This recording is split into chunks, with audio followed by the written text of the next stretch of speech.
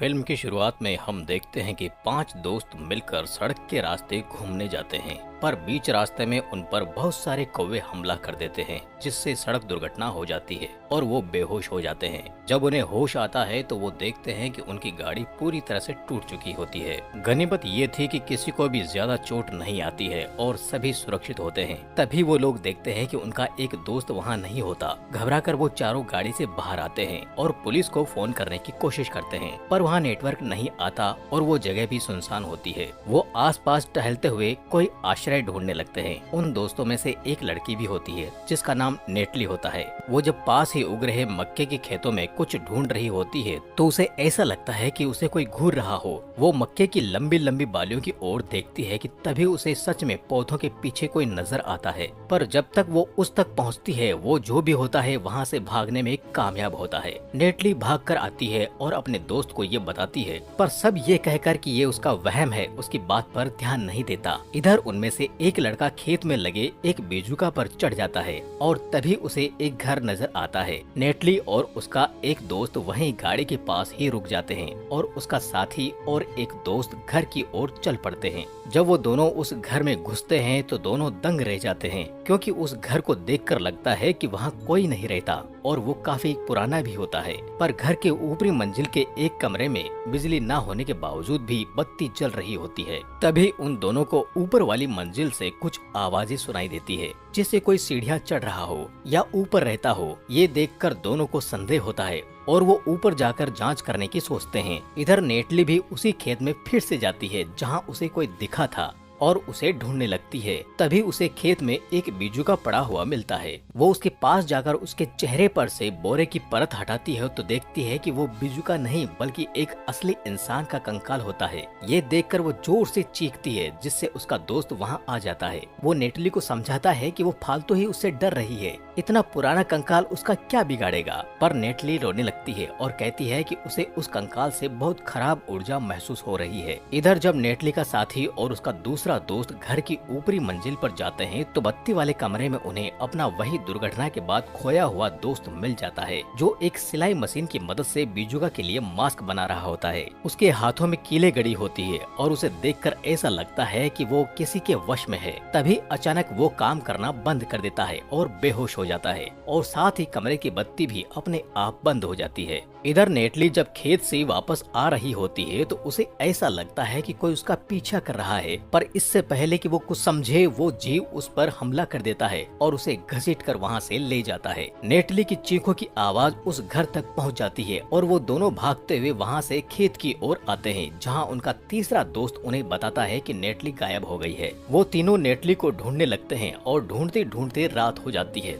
तभी वो खेत के बीच एक खाली जगह पर आते हैं, जहां उन्हें नेटली का शव एक क्रॉस पर लटका हुआ दिखता है। वो दुखी हो जाते हैं और तभी नेटली के साथी का ध्यान एक रस्सी पर जाता है जो उसके पैरों से बंधा हुआ था। उस रस्सी को कोई खींच रहा था, जो देखकर उसके साथी को बहुत गुस्सा आता है और वो उस रस्सी के दूसरे छोर की ओर जाने लगता है। इधर नेटली का एक दोस्त जब उसके शव की ओर देखता है तो डर जाता है, क्योंकि नेटली की आंखें पूरी सफेद और फिर काली हो जाती है। वो वहाँ से भाग कर जाता है और अपने दूसरे दोस्त को बताता है। दूसरी ओर नेटली का साथी जब रस्सी के छोर तक पहुंचने वाला होता है, उसे भी कोई जीव नजर आता है और वो घबरा जाता है। वो जीव नेटली की रस्सी छोड़ देता है और उसका साथी जल्दी से नेटली का शव लेकर वहाँ से भागने लगता है, पर वो जीव उन पर हमला कर देता है। नेटली के साथी को उस पर गुस्सा आ जाता है और वो जाकर उस जीव को पकड़ लेता है, जो एक बिजुका निकलता है। थोड़ी देर तो वो बिजुका उससे लड़ता है, पर जैसे ही नेटली का साथी उस पर हावी होने लगता है वो एक आम निर्जीव बिजुका में बदल जाता है।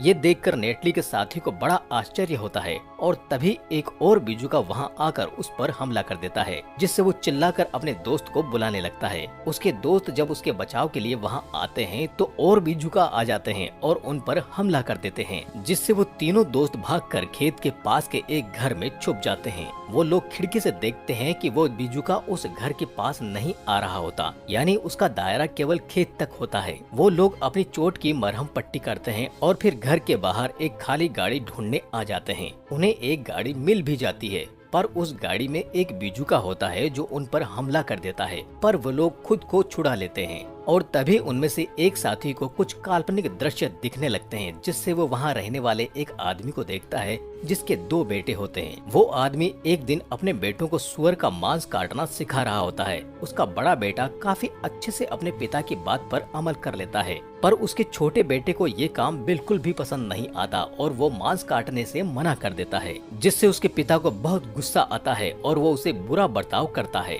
तभी अचानक उस लड़के का एक दोस्त उसके मुंह पर टॉर्च की रोशनी जलाता है और उससे होश में आने को कहता है। वो लड़का सन्न हो जाता है और फिर उसकी नजर एक कौवे पर पड़ती है जो उसे ही घूर रहा होता है। इधर उन तीनों में से एक दोस्त वापस सिलाई मशीन वाले कमरे में जाता है तो देखता है कि नेटली के हाथ में भी कीले गड़ी हुई थी और वो भी बिजुका के लिए मास्क सिल रही थी। वो ये देखकर डर जाता है और फिर दरवाजे से बाहर आने की कोशिश करता है कि तभी दरवाजा अपने आप बंद हो जाता है और वो अंदर कमरे में ही बंद हो जाता है। ये देखकर वो धीरे धीरे खिड़की की ओर बढ़ता है और फिर उससे ही घर के बाहर आने लगता है। तभी नेटली उसे देख लेती है और खिड़की अपने आप बंद हो जाती है। उधर तीनों दोस्तों में से एक को ट्रक की चाबी मिल जाती है और वो लोग खुश हो जाते हैं। जिसके पास वो चाबी होती है वो कहता है कि वो लोग अपनी जान बचा के भाग जाएं, पर नेटली का साथी कहता है कि वो बिना नेटली के कहीं नहीं जाएगा। ये सुनकर उनमें से एक लड़का गुस्से में घर से बाहर आ जाता है और खेत की ओर जाने लगता है। तभी उसे फिर से काल्पनिक दृश्य नजर आने लगते हैं, जिससे उस आदमी के तीनों बेटे एक बिजुका के सामने खड़े होते हैं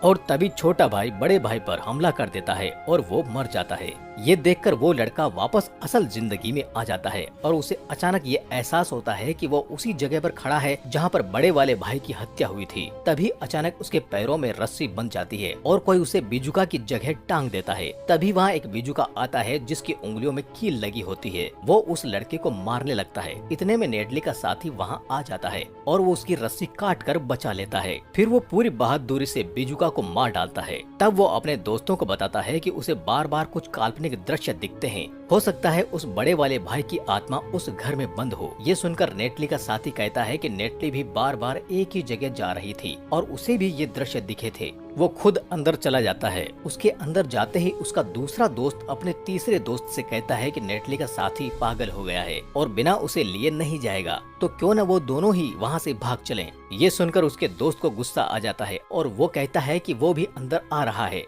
और अगर उसे जाने की इतनी जल्दी है तो वो वहाँ से अकेले ही अपनी जान बचाकर भाग जाए। फिर वो अंदर चला जाता है। वो दोनों दोस्त घर में छानबीन करने लगते हैं कि तभी उन्हें इंजन की आवाज आती है। नेटली का साथी दौड़कर बाहर जाता है तो देखता है कि उसका दोस्त उन्हें बिना लिए वहाँ से चला गया है। ये देखकर उसे बहुत गुस्सा आता है। इधर जो दोस्त भाग जाता है उसे खेत में ही रास्ते में एक बिजुका मिल जाता है जो उसकी गाड़ी से जानबूझकर टकरा जाता है और उससे गाड़ी रुक जाती है। फिर एक और बिजुका वहाँ आ जाता है और वो भी उस पर हमला करने लगता है। जब एक बिजुका गाड़ी का शीशा तोड़कर अंदर आने लगता है तभी वो उसका मास्क चेहरे से हटा देता है और वो बिजुका निर्जीव हो जाता है। लड़का ये देखकर हैरान हो जाता है कि उस मास्क के पीछे जो बिजुका था वो कोई और नहीं बल्कि उसका वो दोस्त था जो ट्रिप की शुरुआत में गायब हो गया था। तब उसे समझ आता है कि जिन लोगों को भी ये बिजुका मार देते हैं वो खुद भी बिजुका बन जाते हैं और अपने ही हाथों से खुद के लिए मास्क सिलते हैं। तभी उसके दोनों दोस्त वहाँ उसे बचाने आ जाते हैं। नेटली के साथी के पास एक बंदूक होती है इसलिए वो बिल्कुल भी नहीं डरता। तभी वहाँ नेटली का बिजुका आ जाता है। उसका साथी नेटली को नहीं मार पाता पर नेटली बिजुका होने के कारण उसे नहीं पहचानती है और उसे बेरहमी से मार देती है। इधर उसके साथी के साथ आए दोस्त को फिर से एक काल्पनिक दृश्य दिखता है जिसमें वो दोनों भाई होते हैं। छोटा भाई बड़े वाले भाई के शव के लिए एक मास्क सिलता है और फिर उसका शरीर बिजुका की जगह ले लेता है। दृश्य हट जाता है और वो लड़का घर के बाहर आता है। दरवाजे पर फिर उसे वही कौवा नजर आता है जो उसे घूरता है। अब बाकी बचे दोनों दोस्त वहाँ से भागने की योजना बनाते हैं। उन्हें ये चीज तो पता चल जाती है कि बिजुका एक बार में एक ही इंसान पर हमला कर सकते हैं। फिर वहाँ नेटली का साथी आ जाता है और अपना मास्क सिलने लगता है। ये दोनों छुप कर जाते हैं और एक बंदूक और ईंधन लेकर गाड़ी की तरफ आ जाते हैं। तभी वहाँ एक बिजुका आ जाता है और उन पर हमला कर देता है पर वो लोग बंदूक की मदद से उसे मारने में कामयाब होते हैं। फिर वो ये तय करते हैं कि वो दोनों अलग अलग जाएंगे ताकि बिजुका परेशान हो जाए कि मारना किसे है। वो दोनों ये जानते हुए कि कोई एक ही उनमें से अंत में जिंदा रहेगा पर उनके पास और कोई रास्ता नहीं होता है। तभी नेटली का साथी मास्क पहनकर बिजुका बना उन पर हमला करने आ जाता है और दोनों दो रास्तों पर चले जाते हैं। जिस दोस्त के पास बंदूक होती है उस पर एक दूसरा बिजुका हमला कर देता है और उसे मारकर बेहोश कर देता है। इधर चश्मे वाला दोस्त खेत में ईंधन छिड़ककर पूरे खेत को आग लगाने वाला होता है कि तभी वहाँ एक दूसरा बीजुका आकर